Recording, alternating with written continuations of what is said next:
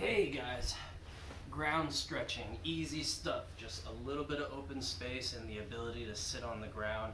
If you need something to help get you up and down, you can get a little closer to maybe a couch, help you up and down, but otherwise just ground stuff. So easy first one, hamstrings. We're gonna do one thing first where we just keep the legs together and straight, and then you're gonna reach towards the toes. Now the thing is here, I have my ankles relaxed, reaching as far as I can. If this is as far as you can, then you do it. Otherwise, once you get as far as you can, and we'll just pretend this is my point, I want you to pull the toes up and then release and reach. Pull the toes up, release and reach.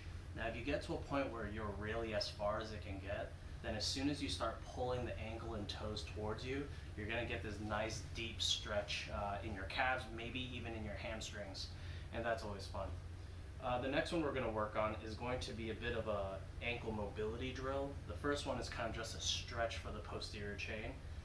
This one, we're actually gonna try to kneel down. Now, I know for a lot of people, bending their knees like this, low on the ground might be difficult, so you can get into a bit of a lunge.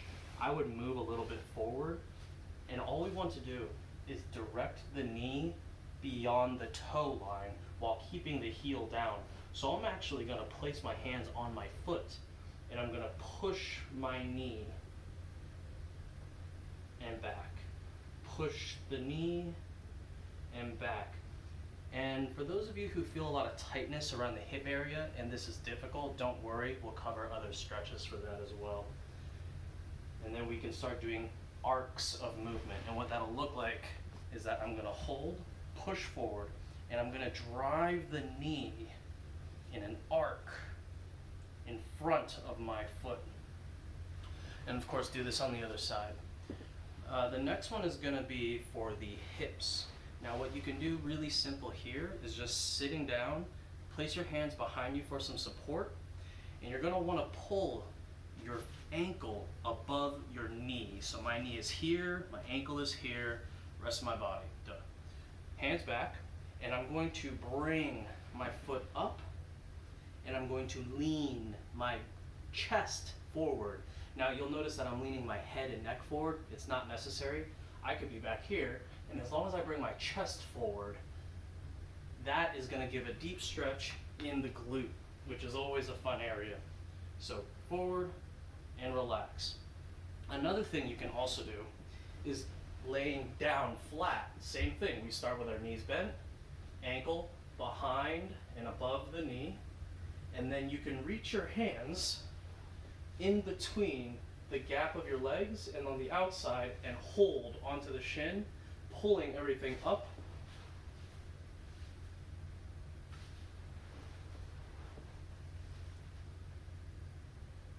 And this is another way to stretch out the glutes. Now, once you've stretched out the glutes, we actually want to not just work on one direction of the hip rotation, we want to do the other. So from here, I'm just going to let one leg be relaxed, keep my arms back, and I'm going to try to keep my foot in the same place. My right foot won't move, and I'm just going to drop the knee down.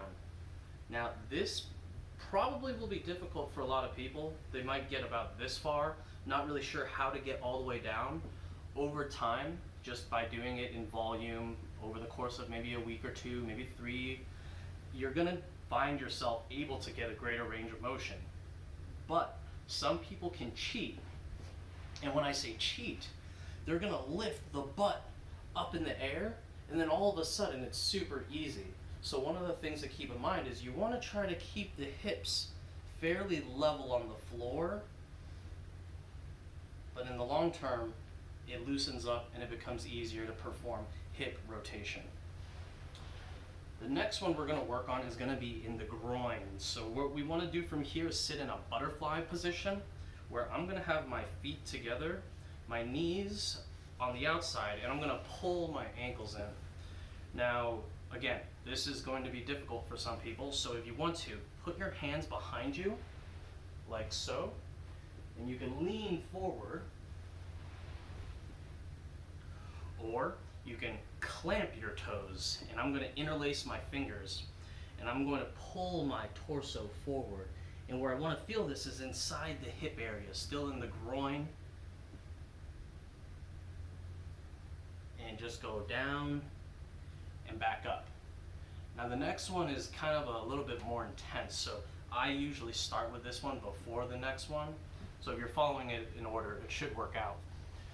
This one, you want to place your knees relatively wide, and then place your hands down and get your feet also wide.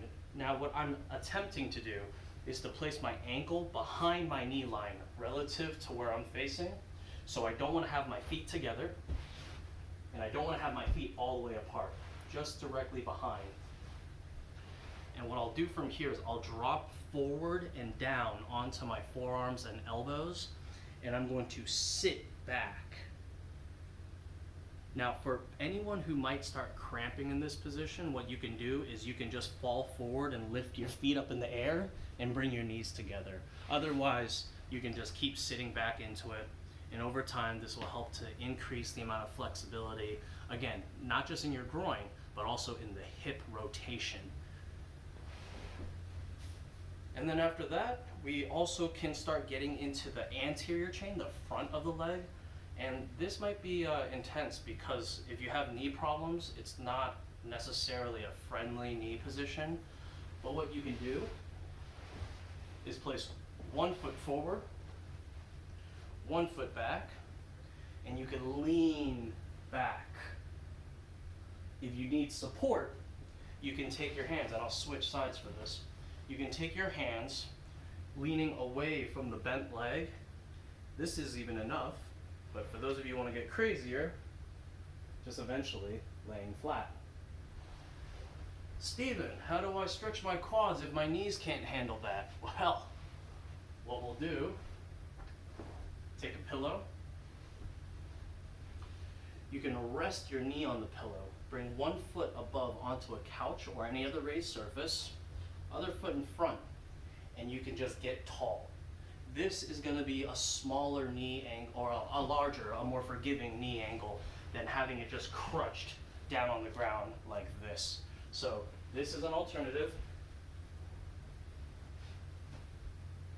And you'll feel a nice deep stretch right down the quad.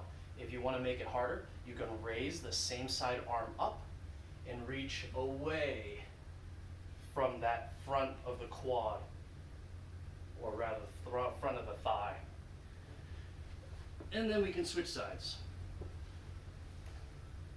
Now, some people might have balance issues while they do this. If that's the case, just take any old object, puppy stairs, stools, chairs, and keep them to your side, and then that way you can hold on to it for balance while you're in these stretch positions. Now, that takes care of some hamstring.